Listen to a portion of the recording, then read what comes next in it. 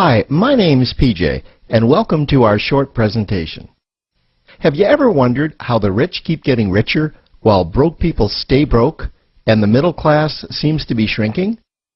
Well, this isn't nearly as mysterious as it may appear when you examine the specific differences in how broke people, the middle class, and the rich spend their money. Now, this is such a simple concept, yet so profound, it nearly knocked me out of my chair when I finally understood it. I'm going to show you exactly how the rich spend their money, and you can evaluate for yourself why they keep getting richer and the broke keep getting broker, and why the middle class remains so stressed out. Now, to get started, I'd like to review some financial terms we'll be using during this presentation.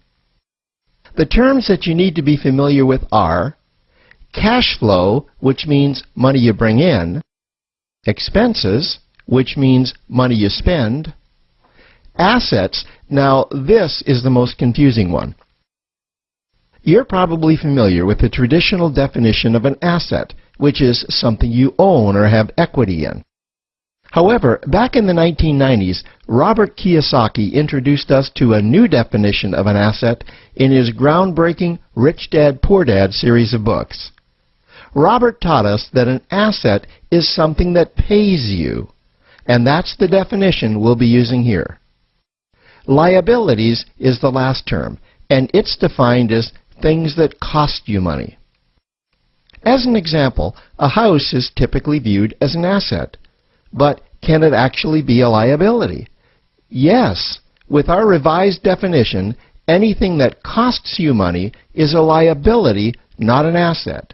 If you have a mortgage, your house is an asset to your banker because it pays him or her every month.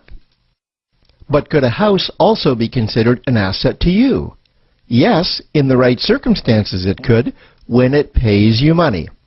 Let's say you buy a house and you rent it out, and it paid you a positive cash flow every month after all expenses.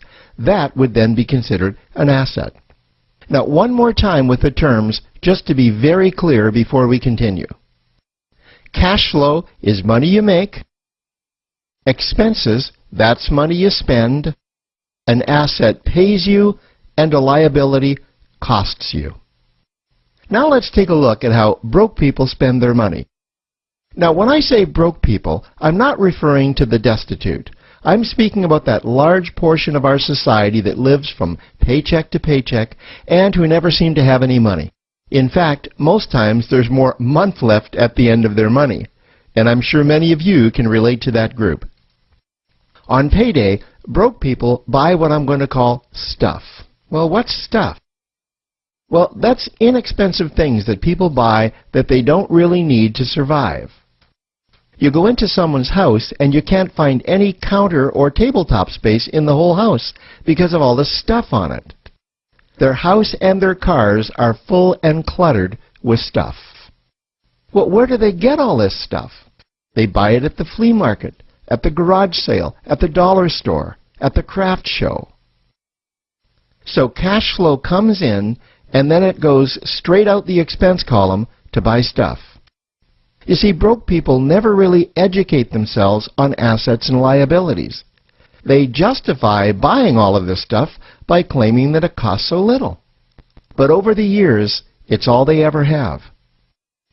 The problem is their cash flow never produced or created more cash flow. Now, please understand, I'm not undermining or taking any shots at this or any group. I just see a lot of financial difficulty out there, and it really doesn't need to be that way. Creating wealth isn't a mystery, it's a formula. The only reason someone doesn't create wealth is because they either don't know the formula or they don't apply the formula.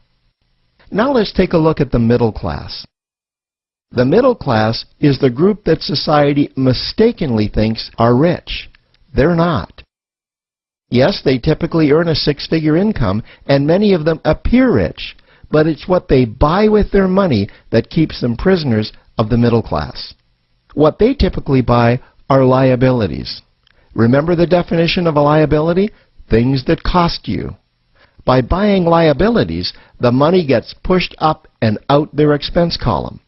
Liabilities are items like cars, boats, houses, airplanes, credit card debt. Now let's see just how this happens. The middle class gets a nice paycheck, let's say $10,000 for the month. They then split that down the middle and they pay their monthly expenses with half, and with the other half, they make a down payment on a new car. The car costs $5,000 down, and after they add on the insurance and the maintenance, that liability now costs $1,100 new dollars every single month. A few months go by, and they want a boat, then a vacation home, a Rolex watch on their credit card, a vacation on their credit card. And before you know it, their liabilities have raised their expense levels to near or above their income levels. They actually spend equal to or more than they make. Meaning that they have to go to work and make a certain amount of money every single month just to cover their liabilities. The other important issue with both broke people and the middle class is that normally all of their cash flow is dependent on their own effort. Meaning that they've educated themselves to exchange their knowledge and expertise for someone's money. Also, the money they earn is usually the highest taxed form of income. Here's an example. An attorney is knowledgeable about law, so people pay him or her in exchange for that knowledge on an hourly basis. The problem here is that if the attorney isn't sharing that knowledge with a client, then the attorney isn't making any money. This causes lots of stress and anxiety in their lives.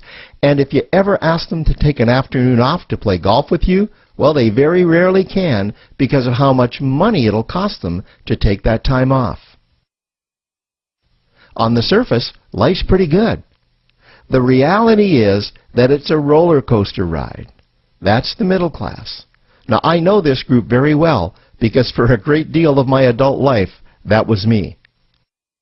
Now let's take a look at how the rich people spend their money. Rich people acquire assets. Again, an asset is something that pays you. If you want to become rich, buy assets that earn you more money. The money cycle looks like this. Acquire assets that produce cash flow, invest the profits to acquire more assets that produce more cash flow, invest those profits to acquire more assets that produce more cash flow. The rich spend their money and acquire things that produce more money. Here are a few examples of assets that produce more money. Investments are the obvious ones: stocks, bonds, real estate. Education is another asset. If you learn how to do something that produces more money for you and you actually do it, that's buying an asset.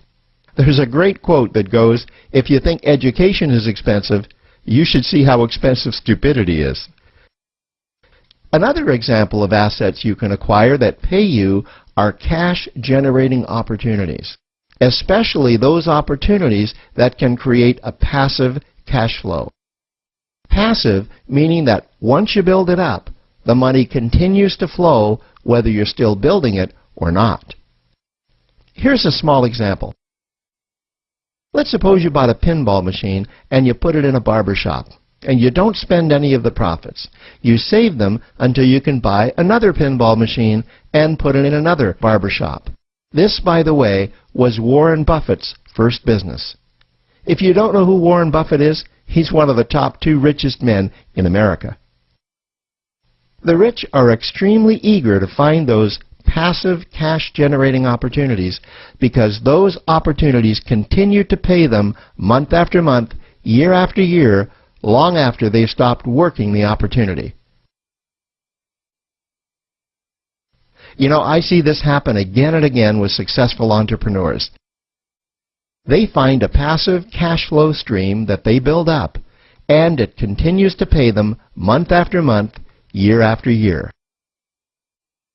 They then take those profits and multiply them in another passive cash-generating opportunity, and then again in another.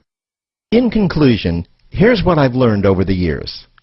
You can't find these passive cash-generating opportunities unless you're open to hearing about them.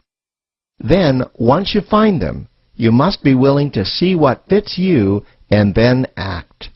Now, the reason I say this is that I once answered a hokey little ad that I ended up generating 7 figures from, simply because I answered that ad and then took action. These opportunities are out there. You just need to find them.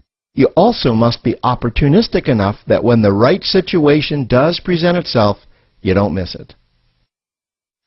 So remember, broke people buy stuff, the middle class buy liabilities, and the rich acquire assets, preferably cash-generating opportunities that can create passive cash flow.